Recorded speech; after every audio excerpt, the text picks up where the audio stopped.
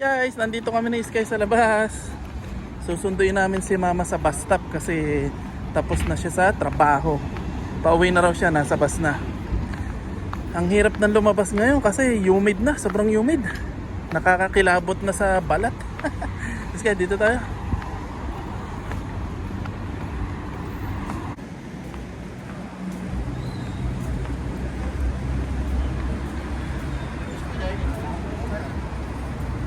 Okay, ito yung bus stop na bababaan ni Arlene. Hintayin natin yung bus number 5 kasi doon daw siya nakasakay. Sky, alam ko na, laro tayo. Bato pick. Kung sinong matalo, sasayaw. Oh, G! Bato pick.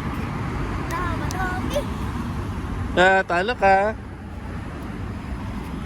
Tenenen, tenenen, tenenen, tenenen, tenenen, ten. Oh. Bato pick. Ba, sasayo ko muna. Oh, kahit dyan. Oh, 1, 2, go. Ten. Ito.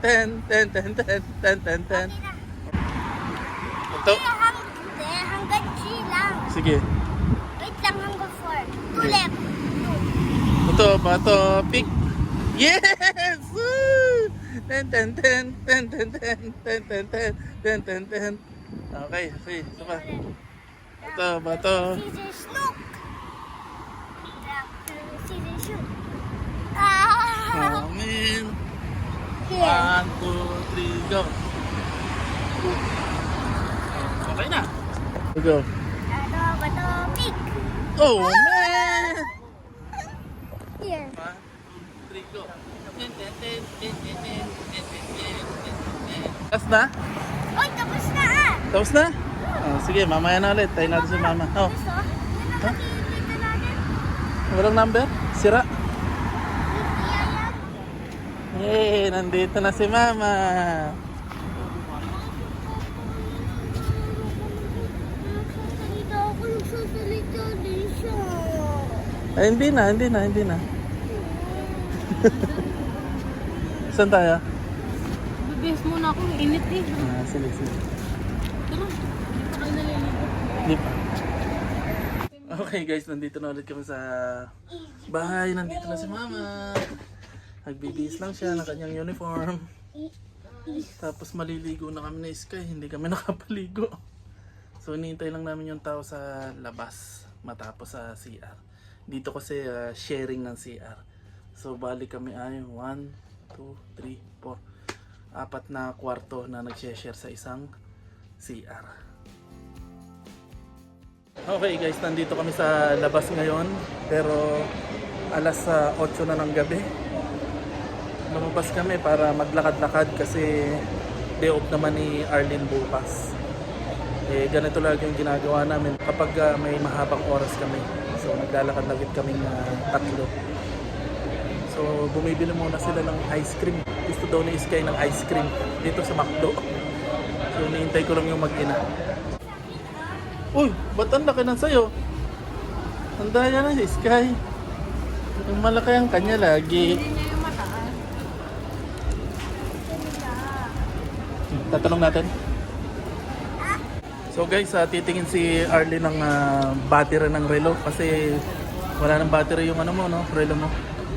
So check namin dito.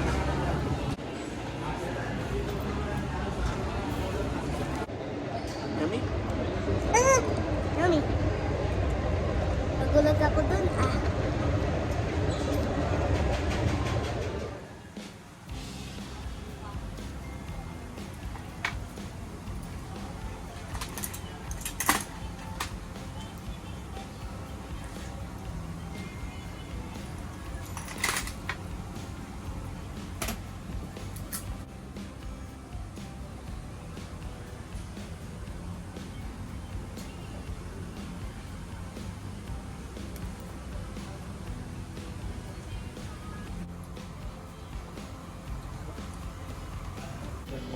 If you need, I can make it. Maybe after eating I want, then I don't trust also. I just only present it. You Okay, kasalukuyang nakikipag-negosasyon si Arlene para sa kanyang battery ng kanyang relo. Nakikipag-baratan pa siya. Kasi, uy, Sky, uy, uy. Itong pinuntahan namin ito ay isa sa pinakalumang mall dito sa Abu Dhabi, itong Maria Mall. Maraming tumatambay na Pilipino dito. Marami ditong establishment na Pilipino, mga kainan, damitan, ukay-ukay, may siomayan, puro Pilipino. Tapos gawa nung bilihan din ng baboy. May bilihan ng baboy dito. Kaya sikat sa Pilipino tong mall na to.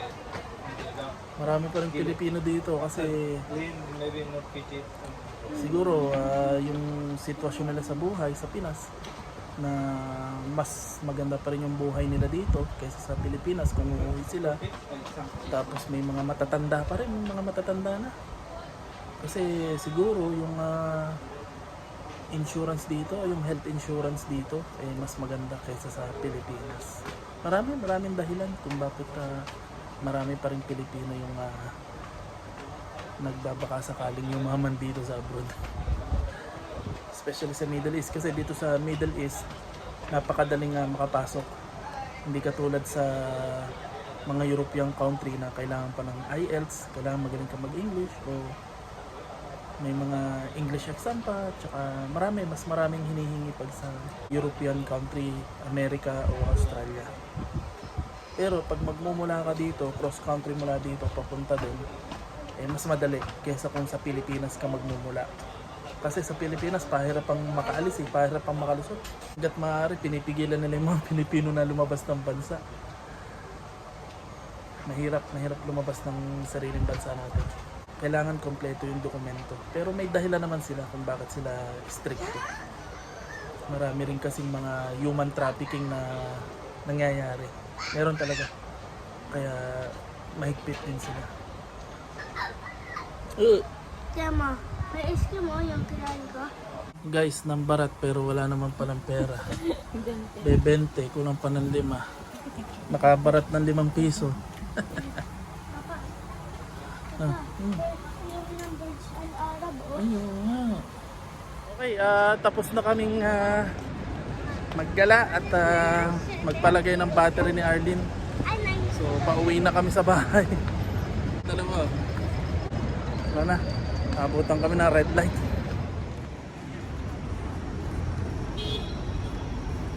Eh, nandito na kami sa bahay.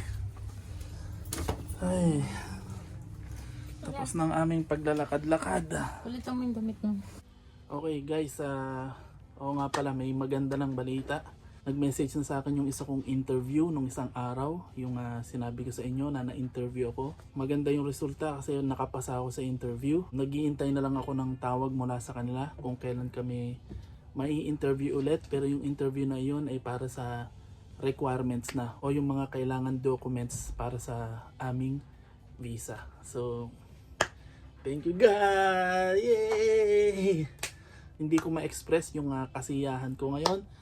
At sobrang saya ko, hindi ko alam kung magtatatalon ako, magsisisigaw, pero yun, awa ng Diyos, dumating na yung pinakaiintay ko. At ito yung gusto kong maging kumpanya o trabaho. Hindi na kailangan magpalipat-lipat kasi wala namang ibang branch. Hindi katulad ng mga nakaraan kong trabaho o experience sa retail, sa department store, tapos sa Miniso which is general trading, and then sa palaro ng bata o sa family entertainment center.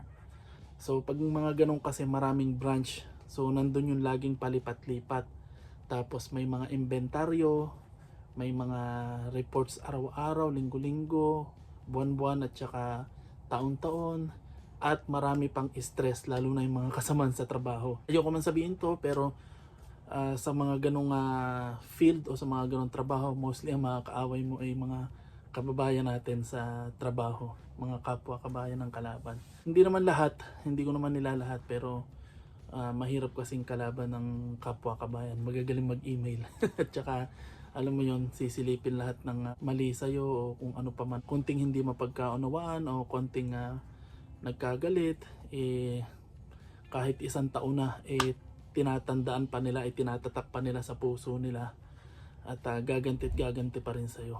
So, wag na natin pag-usapan yon. Ang mahalaga, eto, may good news na at magkakatrabaho na ako. At sana tuloy-tuloy na to. Although hindi ganong kalakihan yung sahod, hindi ko pa rin may sponsoran si Sky at si Arlene sa sahod na ino-offer sa akin. Pero magagawa naman namin ng paraan na may sponsoran si Sky. Kagaya ng ginawa namin nung nasa Sharjah kami, mag-combine salary kami para mabisahan si Sky. So good news pa rin. Kung hindi nyo pa po napapanood kung paano namin ginawa yon, so panoorin nyo pa po yung mga dati kong video, mga luma kong video, at makikita nyo kung anong ginawa namin para ma-sponsoran si Sky, yung struggle namin, kung anong ginawa ko para ma-combine salary at ma-sponsoran si Sky. So panoorin nyo pa po yung mga luma kong video. So paano, hanggang dito na lang po yung aking video. Huwag nyo pong kalimutan mag-like and subscribe para pag nakaabot po ako ng 100,000 na subscriber, uuwi na po ako sa Pilipinas. Ayun na lang po, at ipag-pray po nyo ako na magdire-diretso na yung aking trabaho. Yan, good news na.